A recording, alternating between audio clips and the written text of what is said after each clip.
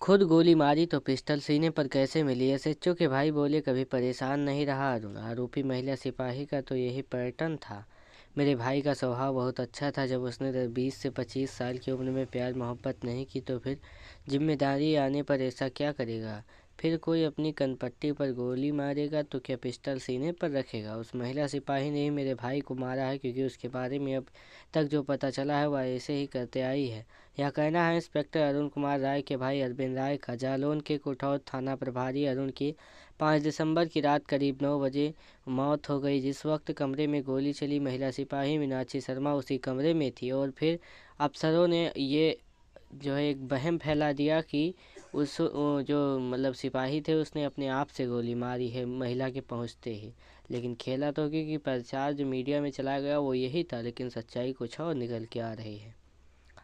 इस मामले पर लगातार नए खुलासे हो रहे हैं। प्रेम प्रसंग, ब्लैकमेलिंग से लेकर हत्या और हत्या के बीच मामला उलझ गया। दैनिक भास्कर की टीम एसएचओ अरुण राय के घर संत कबीर नगर पहुंची। परिवार के लोगों से बात की। आइए सब कुछ एक तरफ से जानते हैं। इंस्पेक्टर ने 9 बजे पत्नी की बात की। 17 मिनट बाद मौत हुई। 5 दिसंबर 2024 जालौन के कुठौत थाना प्रभारी अरुण कुमार राय हर दिन की तरह सुबह सुबह थाने आए थे। कुछ फादरिया से मिले। दोपहर में बिजली स्टेशन के पास हुए पंचकुंडी महायज्ञ के भंडारे में शामिल हुए। इसके बाद थाने लौटे। फिर जलौनी माता मंदिर के पुजारी सर्वेश महाराज की बेटी की शादी में पहुंचे। कुटौद में शाम को थाने के सिपाहियों के साथ फ्लैग मार्च किया और वापस थाने आ गए। इंस्पेक्टर अरुण राय ने रात करीब 9 बजे पत्नी से बात की और कहा कि खाना खा लिया, अब सोने जा रहे हैं। 9:14 पर कमरे में महिला सिपाही मीनाक्षी शर्मा दाखिल हुई। 3 मिनट बाद वह कमरे से भागते हुई निकली और सिपाहियों से कहा, साहब ने खुद को गोली मार ली है। लेकिन हालांकि यहीं पर एक और बात है, क्योंकि जब उसने कहा कि गोली मार ली है, लेकिन जब बाद में वहाँ पर पुलिस फोर्स पहुँची तो जो बंदूक थी वो उसके सीने पर थी और जो पिस्टल चली वो पिस्टल का आज तक पता नहीं चला। ये एक अलग तथ्य है, लेकिन कानून पैसे पर बिकता है या न्याय करता है ये देखना होगा। इसके बाद वह रुकी नहीं और फ़ोन पर बात करते हुए भाग गई। सिपाही अंदर गए। अरुण मच्छरदानी के अंदर खून से लथपथ पड़े थे। पिस्टल उनके सीने पर पड़ी थी। गोली उनकी कनपट्टी के आर पार हो गई थी। मौके पर उनकी मौत हो चुकी थी। और अभी हाल ही में जब कोर्ट में बेटी का पिता मिला तो उसने कहा, बेटी चिंता मत करो, हम छुड़वा लेंगे, कुछ भी हो जाए। ठीक है, आप समझिए किस तरह से कानून को खरीदने की बात की जा रही है। परिवार को पता चला गोली लग गई। संत कबीर नगर जिला मुख्यालय से करीब 40 किलोमीटर दूर राजनौली गांव में इंस्पेक्टर अरुण राय का पुश्तौनी घर है।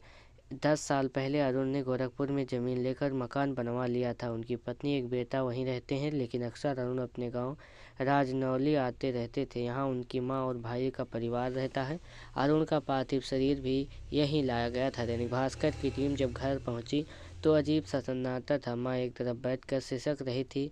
हमारी मुलाकात एसएचओ के बड़े भाई अरविंद कुमार राय से हुई। अरविंद बताते हैं, 12 नवंबर को यहाँ आए थे। एक दिन पहले जब गोरखपुर में थे तो फ़ोन करके हालचाल पूछा था। शुगर की जांच के लिए मुझे बुलाया, लेकिन मैं नहीं जा पाया। अगले दिन वह आए, पूरा दिन यहीं रहे। किसी तरह की कोई चिंता नहीं दिखी। हर किसी से मिले, बात की, फिर शाम को गोरखपुर लौट गए। अरविंद कहते हैं, 5 दिसंबर की रात फ़ोन आया कि अरुण को गोली लग गई है, हॉस्पिटल में भर्ती हैं। हम लोग यहाँ से निकले और अगली सुबह 6 बजे पहुँचे। पता चला कि उनकी मौत हो गई चुकी है। हमारे परिवार के लोग वहाँ पहुँचे गए। प्रेम प्रसंग की बात सामने आई, जबकि यह सच नहीं है। अरुण ने तो 20-25 साल की उम्र में भी ये सब नहीं किया था। फिर अब जिम्मेदारी आ गई तब ऐसा कैसे कर सकता है? जिसे महिला को पकड़ा गया वह जाल साज टाइप की है। पहले भी उसने लोगों को फंसा रखा है। उसने गोली मारी है क्योंकि कोई खुद को गोली मारेगा और फिर पिस्टल उसके सीने पर रखी मिलेगी? ऐसा तो नहीं हो सकता। और ध्यान दीजिए, मीनाक्षी शर्मा वक़्त 10 पुलिस वालों से अफेयर की भी बात सामने आई है। हमारा भाई परेशान नहीं था, किसी चीज़ की चिंता नहीं थी।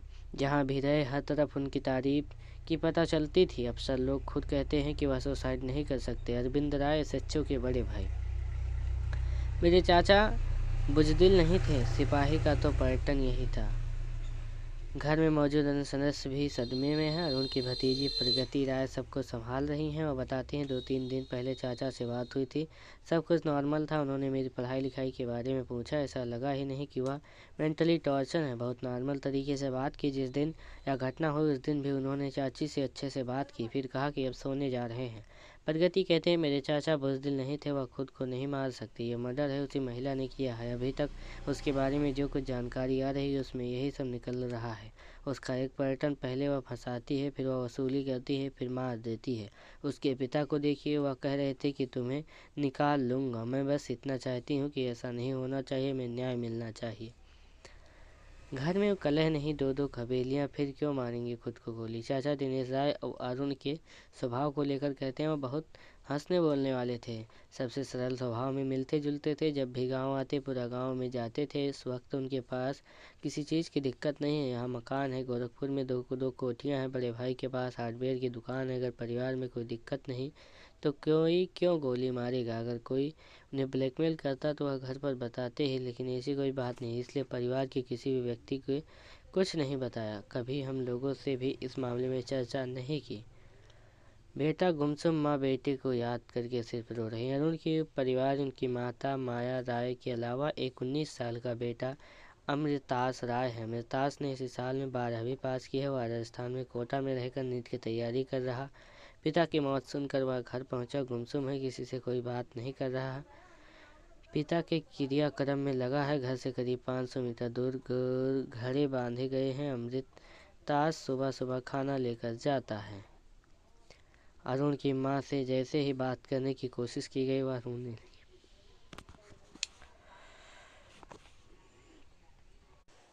बार बार कहते हैं कि कहाँ चला गया मेरा लाल, उसे बुलाओ। परिवार के अन्य लोग भी उनकी बातों को सुनकर रोने लगते हैं। उनकी माया गुमसुम है, सिर्फ इतना कहती हैं कि मेरे पति ऐसा नहीं कर सकते, वह सुसाइड नहीं कर सकते, उनकी हत्या हुई है। कभी उन्होंने मीनाक्षी के मामले में कुछ नहीं बताया था। 2 बात जो मौत की गुत्थी को उलझ रही है। पहला, अंदाजा लगाया जा रहा है कि मीनाक्षी कमरे में पहुंची 3 मिनट तक रही। इस दौरान दोनों के बीच बहस हुई और मीनाक्षी ने ही अरुण को गोली मार दी। पिस्टल उनके सीने पर रखकर कमरे से चली गई। दूसरी, कॉल डिटेल के मुताबिक 2 से 5 दिसंबर के बीच अरुण मीनाक्षी के बीच करीब 100 बार फोन पर बात हुई। दोनों के बीच कुछ ऐसा हुआ कि मीनाक्षी को देखते ही अरुण ने खुद को गोली मार ली।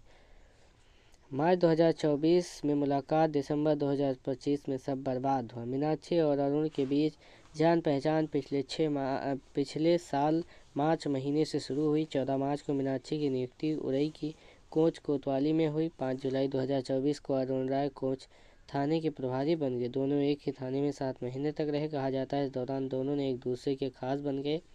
फरवरी 2025 में अरुण का ट्रांसफर उरई कोतवाली कर दिया गया। इसी साल अप्रैल में मीनाक्षी को यूपी 112 यूनिट 1570 में भेज दिया गया। मीनाक्षी इसके बावजूद कोच के सरकारी आवास में रहते ही ड्यूटी करती रही। उसके कमरे में एसी लगा है। अब अरुण और मीनाक्षी दूर थे, लेकिन अक्सर एक दूसरे से बात करते और मिलते थे। मीनाक्षी अब अरुण को ब्लैकमेल करने लगी। उसने पहले तो अरुण के जरिए ही आईफोन खरीदा। इसके बाद अरुण पर दबाव बनाकर 3 लाख रुपए का एक हार खरीदा। इन खरीदारियों के बीच दोनों के रिश्ते तल्लक हो गए। दूसरी तरफ मीनाक्षी की शादी तय हो गई थी। पिछले महीने उसने सगाई कर ली थी, फरवरी में शादी होनी थी। इंस्पेक्टर अरुण कुमार राय को गार्ड ऑफ ऑनर के साथ अंतिम विदाई दी गई। यहाँ भी 2 थ्योरी सामने। अरुण मीनाक्षी को छुटकारा चाहते थे। कहा जा रहा है कि अरुण मीनाक्षी से छुटकारा चाहते थे, इसलिए मीनाक्षी ने शर्त रखी थी कि शादी के लिए 25 लाख रुपए दे दीजिए, इसके बाद कोई मतलब नहीं रहेगा। ऐसा नहीं करने पर दोनों कुछ फोटो वीडियो थे जिसे मीनाक्षी पत्नी माया राय को भेजने की धमकी दे रही थी। अरुण चाहते थे कि मीनाक्षी शादी न करे। दूसरी थ्योरी यह है कि अरुण मीनाक्षी को पसंद करते थे, वह नहीं चाहते थे कि मीनाक्षी शादी करे, इसलिए हर ज़रूरत को पूरा करते थे। 2 दिसंबर को उसका बर्थडे था। मीनाक्षी ने मेरठ में बर्थडे मनाया, इसलिए अरुण नाराज हुए। 2 से 5 दिसंबर के बीच 100 से ज़्यादा बार दोनों के बीच व्हाट्सएप पर बातचीत और झगड़ा हुआ। अरुण राय केस की टाइमलाइन। 5 दिसंबर सुबह भंडारे व शाम को शादी में शामिल हुए। कस्बे में फ्लैग मार्च किया। 5 दिसंबर रात को पत्नी से बात की। इसके बाद 9:14 पर कमरे से मीनाक्षी दाखिल हुई। 3 मिनट बाद कमरे पर से भागती हुई निकली। कहा साहब ने गोली मार ली है। 6 दिसंबर सुबह पत्नी माया राय व परिवार के अन्य सदस्य जालौन पहुंचे। मीनाक्षी के खिलाफ हत्या FIR कराई। 7 दिसंबर पुलिस ने मीनाक्षी को गिरफ्तार किया, पूछताछ की और फिर कोर्ट में पेश करके 14 दिन के लिए जेल भेज दिया। 8 दिसंबर को मीनाक्षी को पुलिस विभाग से सस्पेंड कर दिया गया है। पुलिस उसकी विभागीय जांच करेगी। आप देख रहे हैं राशि अपडेट। अगर ये खबर आप तक पहली बार पहुंची है तो चैनल को सब्सक्राइब करें।